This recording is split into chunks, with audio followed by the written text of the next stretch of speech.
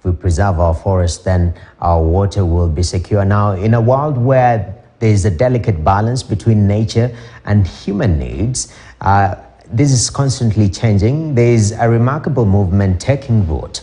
In Embu County, for forest adjustment communities, the forest isn't just a home to diverse ecosystems, it is also a source of sustenance and livelihood. By planting crops in the forest, these forward-thinking individuals are not only meeting their nutritional needs, but also contributing to the conservation of this precious ecosystem. Philip Keitani with the details. Over the last few years, Kenya has suffered from adverse weather crisis and going through one of the worst ever droughts in 40 years that saw widespread crop failure and numerous livestock deaths. At the same time, flash floods have caused losses of life and displaced hundreds of people. Extreme weather events and conditions are seriously threatening the country's ability to produce food, while 5.4 million people are facing starvation and hunger. To mitigate this crisis, the government of Kenya, with the help of development partners like the International Fund for Agricultural Development, IFAD, have been working together to reduce food insecurity while improving natural resource management and providing access to financial services to small-scale farmers. Out of IFAD's participation in this project, we can be able to see how we've been able to transform and change the environment within that particular area. We are seated in a forest which has been brought together our farmers in groups. They've grown trees, they've reclaimed land for agriculture through this project, and where our farmers are growing food. And in my view, it's a very good idea worth remembering, and really support or thank the farmers, because through this project they are seriously contributing towards bringing down our food budgeting deficit. In Embu County, the government through the Kenya Forest Service has allowed communities living adjacent to the Njukiri forest to cultivate and grow crops within the forest through its plantation establishment and livelihood improvement scheme, also known as PELIS, that is anchored in Section 48 and 49 of the Forest Management and Conservation Act of 2016, which allows forest adjacent communities through Community Forest Association, like the new Njukiri Muungano Community Forest Association, that uses forest land for food production while supporting forest establishment by planting seedlings, taking care of them till the area forms a closed canopy. We have been here with this project for over 10 years, and the total amount that has been invested is above $93 million. So we do believe that it has been a great investment, seeing some of the benefits of having this number of trees, also for a lot of families and part of the communities being able to support in terms of food security, and also selling some of the excesses to also fund also their children going to school and also having an increased income. So for us, it has provided social inclusion as well the preservation of many of the natural resources, which are very key for the Kenyan government and for IFAD. The money you have had has taken care of the entire 6 counties, and it's important to state here also that apart from what you're seeing happening here, they have also supported small holder irrigation projects, like where we've come from in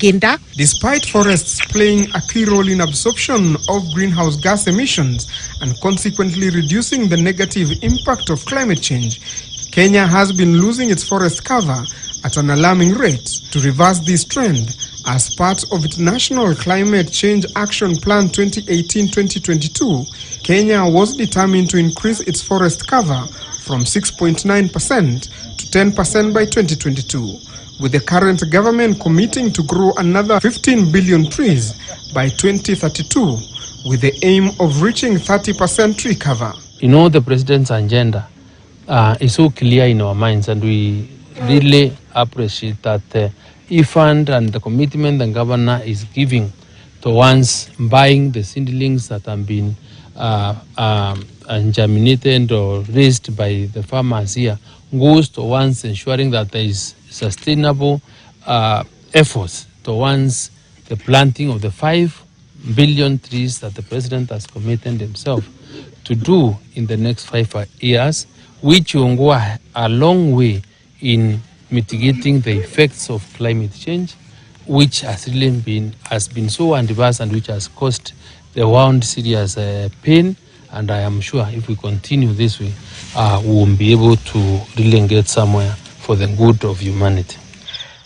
The communities who are living around this place, no more, there is no anger, there is no starving. The children have gone back to school. There before there was a lot of dropout, but nowadays we have food security. Because, for example, in one plot, 64 by 32, we normally harvest between 8 bags to 10 bags of maize of 90 kg, 6 bags of maize, and for example, 8 bags of potatoes. So we normally get enough food security. Under PELIS, the land which the community members are given is usually the forest land and a plantation where the trees have been harvested or when re-establishing degraded areas of the forest. The portions are subdivided through a balloting method among the CFA members. Once a CFA member has been given a portion, they are required to pay an annual commitment fee depending on the portion of land owned to the Kenya Forest Service. If you want to become a member, you normally join your nearby CBO. So if you are a member of the CBO, you automatically become the member of CFA. And to join a certain CBO, it depends with their property. For example, where you normally come, it is called Momadi CBO. Then there is another CIG called Greenfield. The last person who joined Greenfield last time, he joined with 80,000 shillings. Tangu nianza kulima, nifaidika.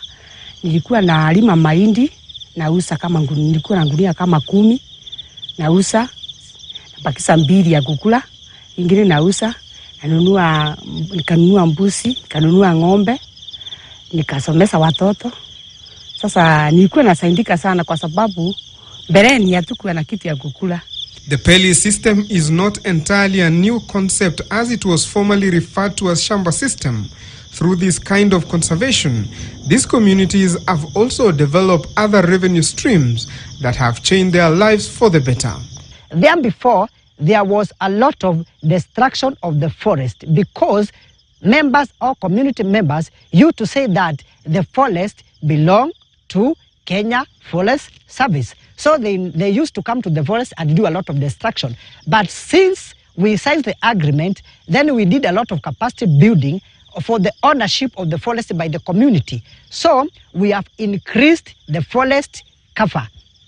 So by doing so, you can see there was some animals, insects, and birds, whereby they had gone away. But since we started doing rehabilitation, all those animals and insects and birds, they have come back, whereby we normally attract tourists. That is why we started ecotourism in Kambudunda, whereby the Kambudunda 4 or Kambudunda ecotourism site is one of the best ecotourism in Kenya. Young people have also benefited from these projects and are now becoming champions of protecting their forests.